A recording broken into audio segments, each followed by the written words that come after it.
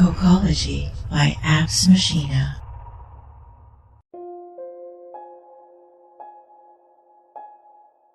Reading you like a book. You can tell a lot about people from their reading habits. Some are very fuzzy about their books, refusing to read anything outside of a particular genre or subject matter. Others read indiscriminately, devouring volume after volume without pattern or preference.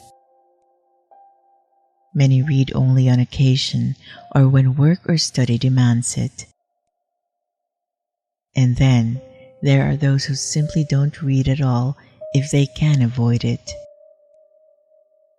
But for those who do read, not just out of necessity, but for the sheer pleasure and relaxation it affords, finding a good book is almost like making a new friend.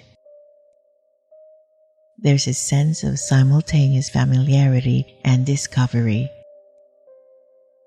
It's as if a window has opened into a previously unimagined world, but one you sensed waiting for you all along. Sometimes it's almost as if the book has chosen you. 1. A book lies open in front of you. What type of story does it contain? 2.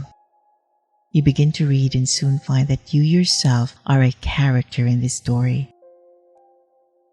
What kind of role do you play? 3. You read further and come to a section where the pages have been damaged, making them nearly impossible to read. What part of the story is it?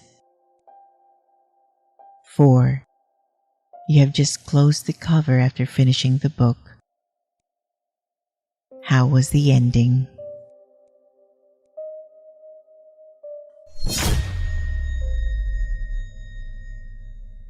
Key to reading you like a book.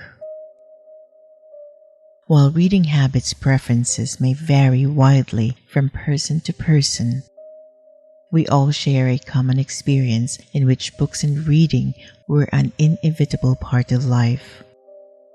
Our school years. In our culture, books and school are inextricably linked, and the answers you gave in response to this scenario likewise echo your own experiences during school. 1. The type of story you imagined reflects your general impression of your school years. Does your answer suggest you lived through a comedy, a mystery, or romantic? Then again, who among us didn't? Or perhaps it was an erotic novel. Either you were a very precocious child or you had an overactive imagination. A Shakespearean tragedy. The fact that you survived all 5 acts has added nobility to your character. 2. The role you saw yourself in this image you have of yourself in time as a student. Were you the sat of the tale? A sidekick? Comic relief? Or no more than a bit player with only a single line of dialogue on page 283? It may just be that your character was being developed for a sequel. 3. The scene described in the damaged pages mirrors a situation in which you were hurt during your youth. Broken hearts can hurt as much as an act of violence, and even seemingly minor traumas can take a lifetime to heal. Although at first, there might not seem to be any immediate connection to your life.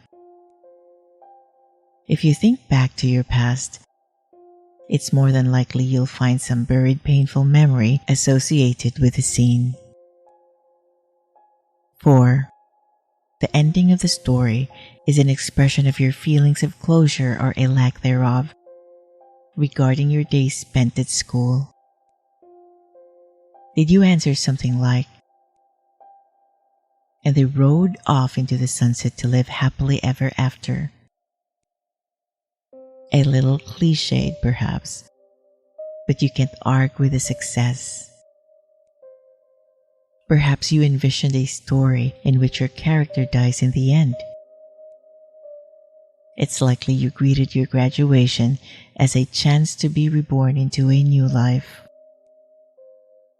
Or was the ending a cliff hanging to be continued? In a way, that's the most accurate response you could give. You'll just have to wait and see how the next episode turns out. Kokology, produced by Machina. Credits to Tadahiko Nagao and Isamu Saito.